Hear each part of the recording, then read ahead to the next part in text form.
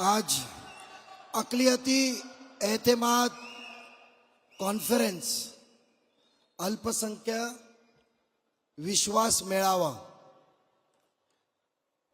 में मौजूद राष्ट्रवादी कांग्रेस पार्टी के राष्ट्रीय अध्यक्ष व हमारे प्यारे उप मुख्यमंत्री अजीत दादा पवार साहब, राष्ट्रवादी कांग्रेस पार्टी के कार्याध्यक्ष हमारे आदरणीय सांसद नेते प्रफुल्ल भाई पटेल साहब, कोकण सुपुत्र या राज्याचे प्रमुख व सांसद सुनील तटकरे साहब, महिला अध्यक्षा रूपालीताई चाकणकर मैडम, आमदार बाबाजानी दुरानी साहब, अल्पसंख्यक के अध्यक्ष इदरीस भाई नाइकवाड़ी साहब, कार्याध्यक्ष वसीम भाई बुरहान साहब, एक्स मिनिस्टर और एक्स एमएलए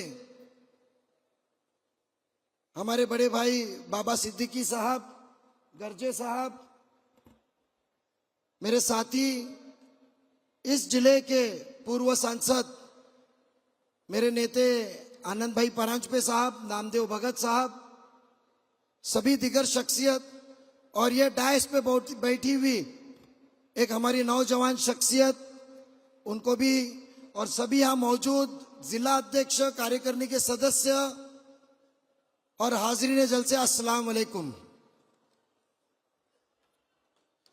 आज पहली बार मुकम्मल राष्ट्रवादी की तामीर से, कांग्रेस के दौर के बारे में तो हम बात नहीं करेंगे, बट 99 से इतना बड़ा मजमा अकलियतों को साथ में करने का कोई भी पार्टी जो अपने आप को सेक्युलर कहती थी और है, इन्होंने कभी ऑर्गेनाइज किया नहीं।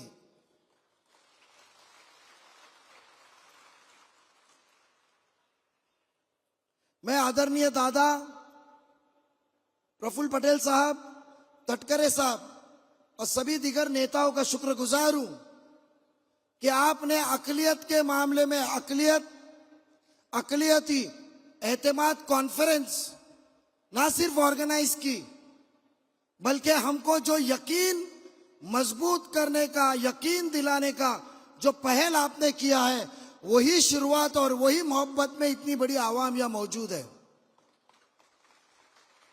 मैं माफी चाहता हूं कि प्रोग्राम थोड़ा देरी से शुरू हुआ,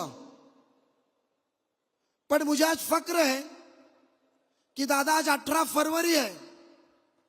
तटकरे साहेब, आपल्या हस्ते देवगिरी बंगल्यावर 17 जानेवारीला आपण जिल्हा अध्यक्षाची नेमणूक केली। 17 जानेवारीला आपण या राज्याची कार्यकारिणीची आपण नेमणूक केली। पहिला आठवडा जानेवारीचा आपण अध्यक्ष व कार्याध्यक्षाची नेमणूक केली। कुठलीही संघटनाचा सेल नाही आहे कि एका महीन्याच्या काळात, 1 महीने के अंदर चंद्रपुर से लेकर कोल्हापुर, पालघर से लेकर सोलापुर का कोना, ऐसा कोई भी तालुका, ऐसा कोई भी शहर, ऐसा कोई भी नहीं बैठा है कि इस मजमे के अंदर वो मौजूद नहीं है। गढ़चिरौली से कहा हम 12 लोग आएंगे, मैंने कहा 12 लोग आइए। गोंदिया से कहा कि हमको 57 लोगों को आना है, टिकट नहीं मिल रही, मतलब 10 मिल रही है, 10 लोग आइए। दादा तटकरे साहब और प्रफुल्ल भाई ने एक ही कहा था कि रिप्रेजेंटेशन हर जगह से हमको चाहिए। 1 महीने के अंदर किया है। मैं इसके लिए पूरा क्रेडिट इदरीस भाई नाइकवाड़ी साहब, वसीम बुरहान साहब और तमाम जिला अध्यक्ष, कार्याध्यक्ष और कार्यकारिणी और यहाँ चाहने वाले और अकलियत के लोगों को देता हूं कि उनके एक लब्बैक के ऊपर आप लोग यहाँ जमा हुए। मैं तो सिर्फ एक ऑर्गेनाइजर, एक निरीक्षक करके मुझे नेमा गया था। मेरी ये सोच थी कि दादा की करीब ये तटकरे साहब, प्रफुल्ल भाई की मोहब्बत है कि बेशक अकलियतों को इसका फायदा पहुंचना चाहिए, इसका फैज आप लोगों को पहुंचना चाहिए। दादा ये एक ही आपके अल्फाज पे आए हुए, आप महायुति सरकार में उप मुख्यमंत्री की शपथ लेने के बाद जब पहली बार आप एमईटी कॉलेज के अंदर आपका एक बयान है जो हमारे दिल में सह गया। आपने कहा था जोपर्यंत अजित पवार या कॅबिनेटचा सदस्य असेल मी अल्पसंख्याक समाजाला काही होऊ देणार नाही। यही आपके अल्फाज थे दादा, और यही अल्फाज के मोहब्बत में ये कौम इधर मौजूद है, ये अकलियत के लोग यहाँ मौजूद है।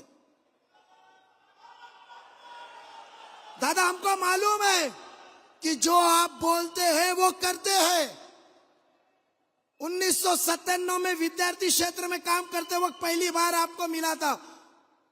उस दिन से आपको देखा हो कि आपने जिसको चाहे उसको सराहा है, जिसको जबान दी है उसको पूरी की है।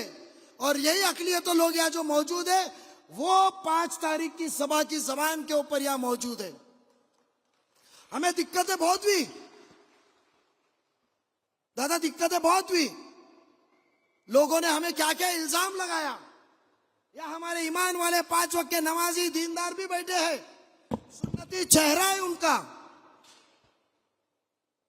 कि आप बीजेपी के साथ जा रहे हो, आप फलाने के साथ जा रहे हो।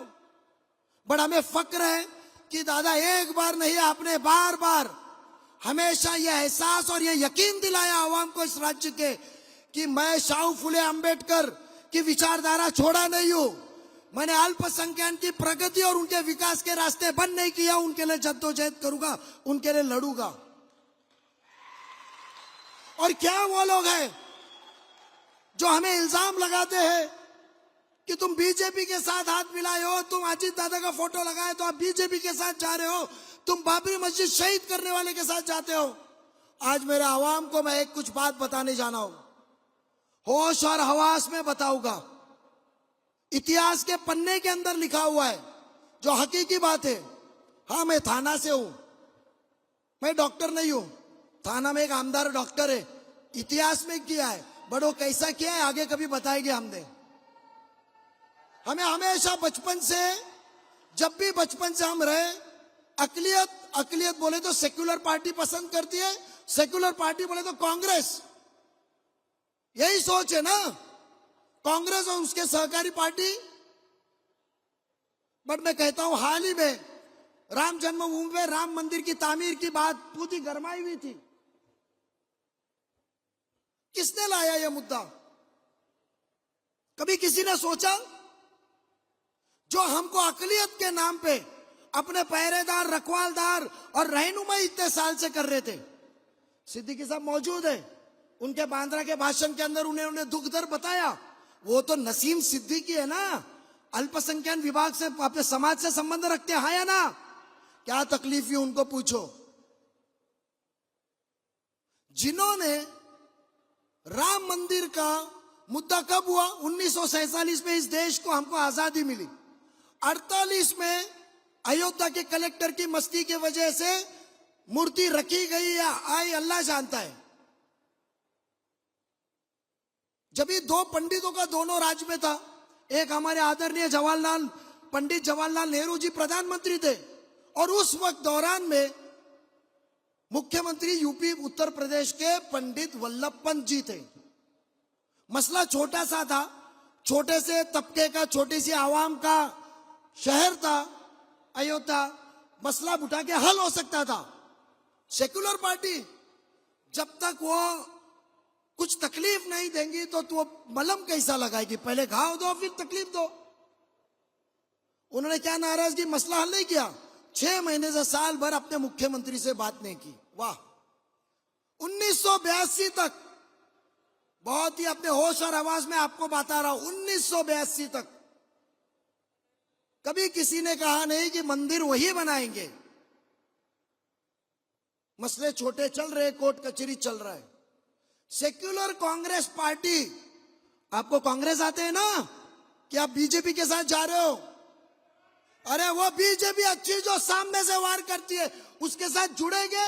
दादा जैसा इंसान रहा तो हकीकत में हम संरक्षण, सुरक्षित शिक्षण और आरक्षण सब कुछ लेंगे इंशाल्लाह। बट सबसे पहली बार ये राष्ट्र का मुद्दा कब बना? रामेश्वरम में 1982 में एक धर्म संसद हुई। बड़े बड़े धार्मिक लोग वहां मौजूद थे, और सबसे पहले मांग कौन की? 1982 में कांग्रेस के उत्तर प्रदेश के सीनियर मोस्ट आमदार दाऊ दयाल खन्ना, किसके आमदार? इस राज्य की, इस देश की अपने आप को कहने वाली सबसे बड़ी सेक्युलर पार्टी। क्या एक्शन कांग्रेस ने ली? कुछ नहीं। अलग अलग मामले हुए, हमेशा हमारे साथ खिलवाड़ किया गया। अकलियतों को हमेशा सेलेक्टिवली, बहुत सोच समझ के वापरा गया है। हमको ऐसे नेता के साथ रहना है, ऐसे नेता के बातों पे, ऐसे नेता पे यकीन करके वोट देना है जिससे हमारे अकलियतों के मामलों को सच्चाई और साफ दिली से डील किया जाए, उसके मसलों को हल किया जाए और उसको ताकत दिया जाए, ना कि हमको गुमराह करने वाले। और इस डायस पे ऐसा सच्चा और साफ नेता फक्र और होश आवाज के साथ कहता हूं कि वो हमारे अजीज ने दादा है। अलग अलग ढोंगी, एक ढोंगी बाबा हमारे थाना में भी है, साथी थे हम इतने साल से। अफसोस है, बनाए खून पसीना एक किया। कल भूख रहा था कि दादा ने एक बयान किया बारामती के भाषण में। एसके पाटिल साहब बहुत एक दिग्गज नेता होते थे, कभी इतिहास पढ़िए आप, बंबई में उनको डिफीट किया था उस वक्त के यूनियन लीडर जॉर्ज फर्नांडिस साहब ने। वो इलेक्शन का एक पहलू और स्ट्रैटेजी थी, पापा पाटिलांना पाड़ा, एक प्रोवर्ब था जो शुरू किया था जब पापा। दादा ने उसका भाषण के अंदर उल्लेख किया तो हमारे विद्वान डॉक्टर कहते हैं की दादांना माहिती नाही जॉर्ज फर्नांडिसला मराठी येत नव्हती। अहो माशे, हम सिखाने वाले, हम चलने वाले, साथ में रह के एक इंसान को, किसी को तो भी लीडर बनाना होता है ना। हम जब दोस्तों में बड़े, एक को लीडर माना, बनाया, चले, तो आप ही सब सिखाओगे। मुझे उनको इस जरिए कहना है खुसूसन कि आप इतिहास जानिए। जॉर्ज फर्नांडिस डायरेक्ट मैंगलोर से आके इलेक्शन नहीं लड़े थे सका पाटिल साहब के सामने। वो पहले डॉक्स में लगे, उनको नौकरी लगाना पी डिमेलोजी थे। उसके बाद वो अनऑर्गेनाइज सेक्टर में यूनियन बनाए। सबसे पहली महापालिका की चतुर्थ श्रेणी की यूनियन, म्युनिसिपल मजदूर यूनियन उन्होंने बनाई।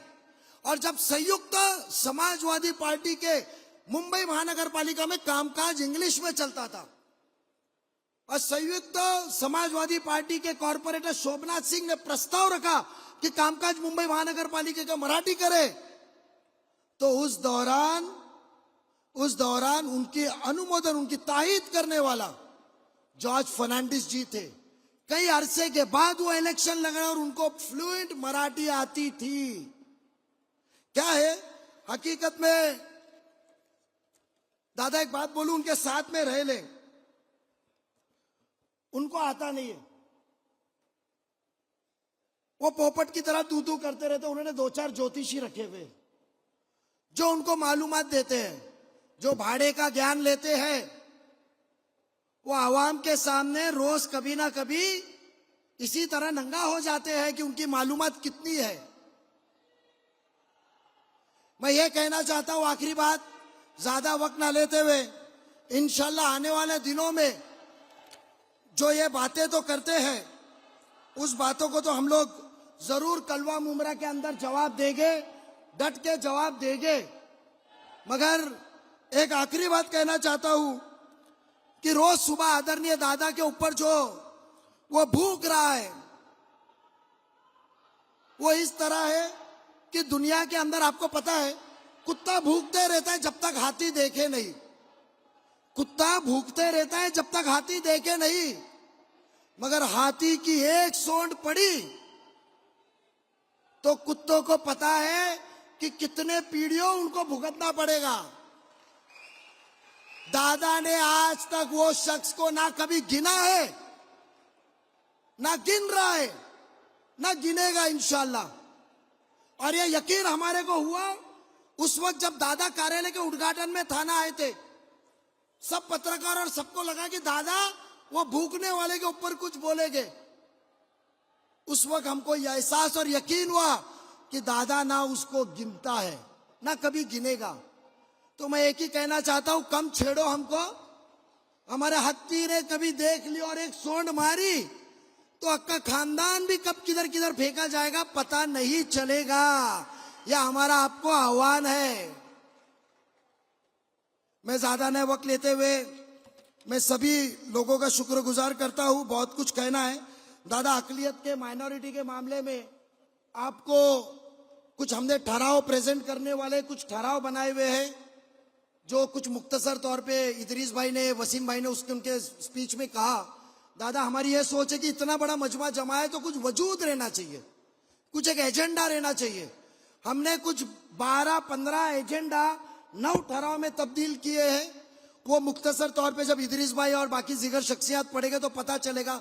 मेरी दरखास्त है, शिक्षण, आरक्षण और संरक्षण के अलावा हमने कुछ नहीं मांगा है। हमने आपसे ना ओहदा मांगा है ना कुछ मांगा है। हमको हमारी अकलियत का भला करो खाली।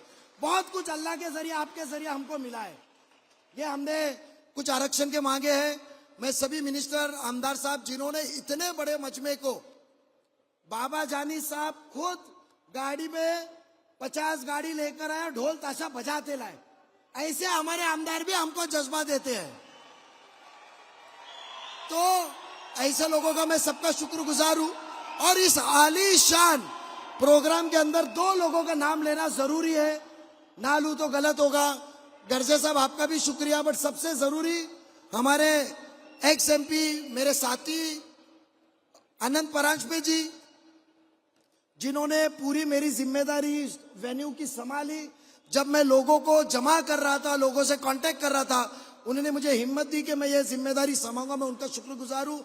नामदेव भगत जी का मैं शुक्रगुजार हूँ। सभी दिगर शख्सियत का शुक्रगुजार हूँ। ज्यादा वक्त ना लेते हुए आपकी इजाजत लेता हूँ। दादा इस प्रोग्राम में कुछ कमी हुई रहेगी तो मैं माफी चाहता हूँ। किसी को दावत देने में, कोई भी आने जाने में, तो मैं दादा आपसे माफी मांगता हूँ।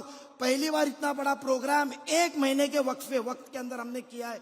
इंशाल्लाह आने वाले साल के अंदर इससे अच्छा आलीशान प्रोग्राम हम करेंगे मिलके सब। और बस ये अकलियत का ख्याल रखो दादा, यही दरखास्त करता हूँ और इजाजत लेता हूँ। जय हिंद, जय महाराष्ट्र, जय राष्ट्रवादी, अल्लाह हाफिज। ABP माझा, उघडा डोळे बघा नीट।